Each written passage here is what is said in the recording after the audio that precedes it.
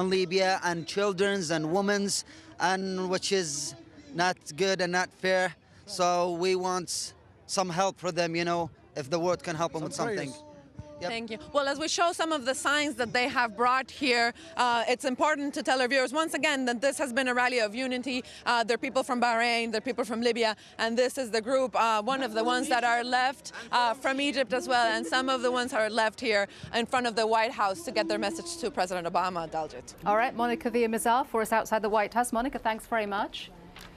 Now, the Italian Prime Minister Silvio Berlusconi has voiced doubts about Colonel Gaddafi's future. For more on that, let's cross to Lauren Taylor in our European News Centre. Lauren?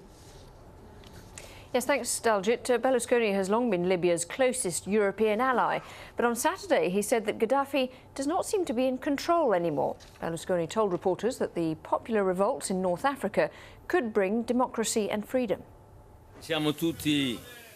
The dramatic events of North Africa put us in front of new and totally unpredictable scenarios. Part of the world is changing very fast, and Italy is involved, as well as other European countries. No one could have predicted Libya, no one could have predicted Tunisia and Egypt.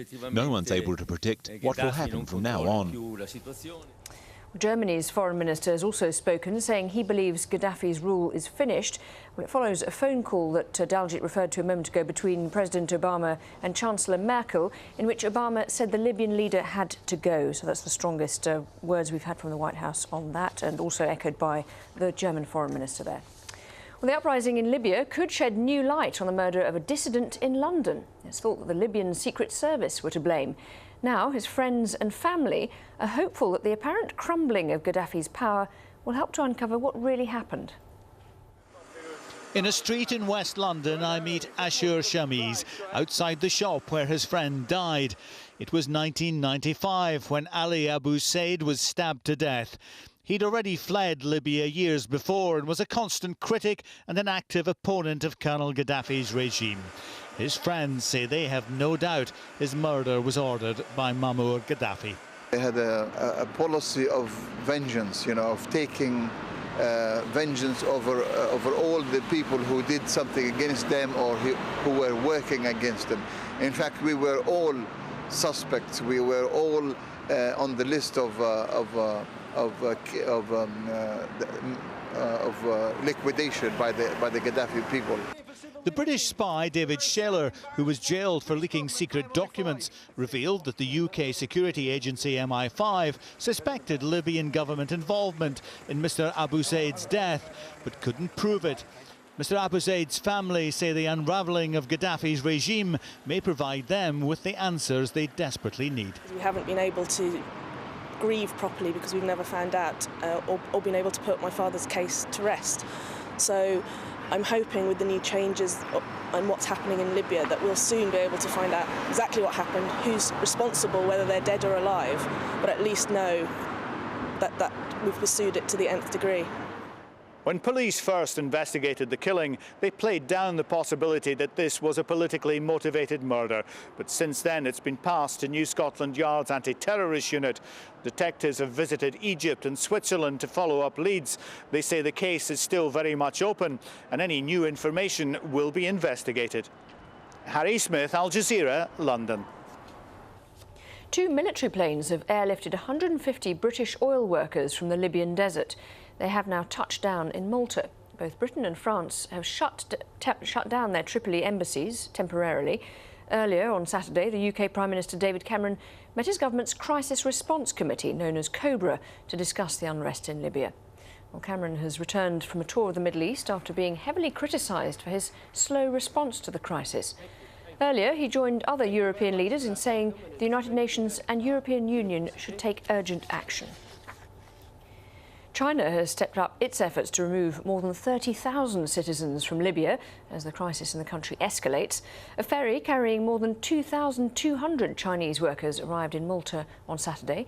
Cal Perry met some of those who'd been rescued. Weary faces tell the story of a difficult journey across rough waters. These 2,000 workers were just evacuated from Benghazi and brought here to Malta. An unusual scene as a Chinese flag is unfurled on an Italian ship in a European harbor. My two best friends, they're still upstairs in this cruise, they were sick. They couldn't get off the bed because in the past 1 day and night, this journey in the sea, it's really tough for us. The ship is shaking really badly, and they throw up a lot of times, and they headache. They didn't eat anything in the whole day and night. Doesn't matter. Maltese authorities tend to those who are most in need. Others huddle inside, eating hot food brought fresh for them. The smiles of those who have just arrived reflect only the relief of being somewhere safe, but memories of what these workers fled from come rushing back. People, they come in to attack us. They use the steel bar, this knife like this long, and they hijacked our trucks, cranes, and every machine and materials they can get. Look at my face. This is. I hope my mom and dad won't see me like this, but we just been through a lot of, and it's a tough week. Now, in safe waters, everyone's trying to find a signal, eager to both receive information and let their loved ones know they've gotten out safely. While the Chinese workers are being offloaded from this ship and taken to the airport to catch a flight home, you can see behind me the HMS Cumberland preparing to go back to Benghazi and carry out further evacuations. Cal Perry, Al Jazeera, aboard the cruise Roma in Malta. That's all from me for the moment. Now back to Anand. Thanks, Lauren, and we will have more on the situation in Libya right after the break. And I'm Andrew Thomas in Christchurch, New Zealand, with the momentous clean-up task this city post-quake now faces.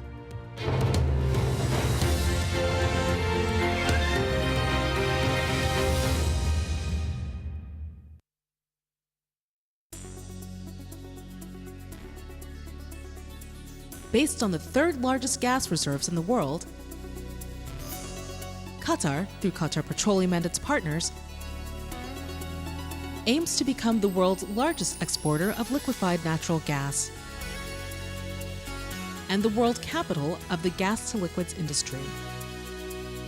In a later phase, Qatar intends to become the world's largest natural gas exporter. Qatar Petroleum. The times change. The instruments evolve. The battlegrounds shift. This is America!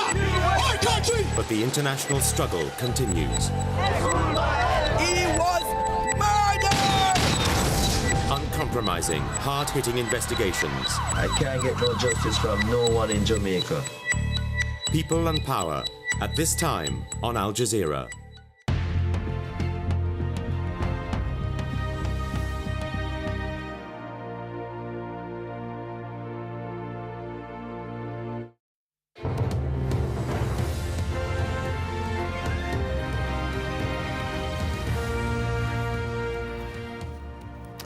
Welcome back. The top story on Al Jazeera. The United Nations Security Council is meeting to consider measures against Colonel Muammar Gaddafi's government, but there is said to be discord over what form the draft resolution will take. Reuters news agency says the Corina newspaper is claiming that Libya's ex-Justice Minister Mustafa Mohammed Aboud Ajlail is going to form an interim government based in Benghazi. And the US President Barack Obama has called for Gaddafi to leave now. Al Jazeera has obtained pictures from western Libya purporting to show the region's tribes rallying behind the uprising. The footage taken on Thursday is said to show a tribal leader from the Rujban Tribal Alliance urging them to join the uprising. Let's take a listen. Freedom and dignity are demands that must be taken by force, not granted. It can be earned by sacrificing our lives as a cheap price for freedom. This is a defining moment, and the doors of freedom have been knocked on by the citizens of Libya.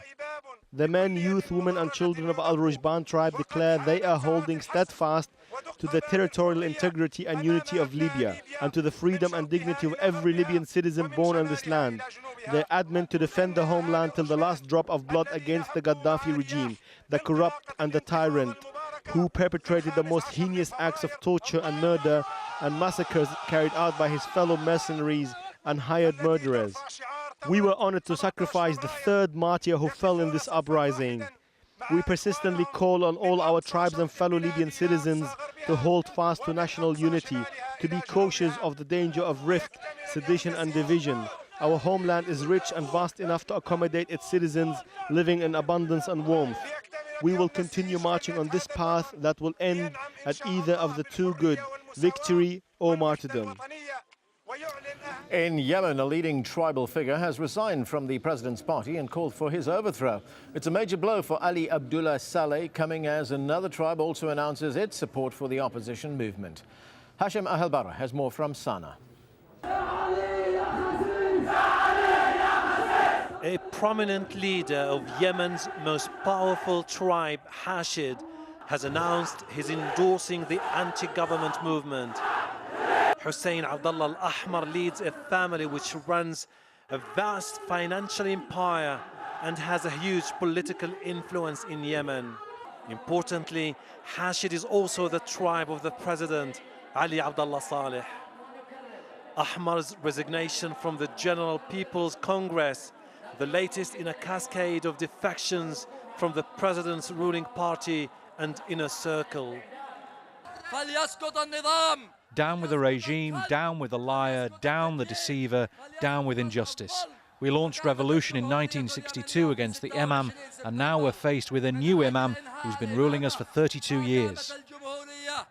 This latest defection will only serve to boost the resolve of the pro-democracy movement.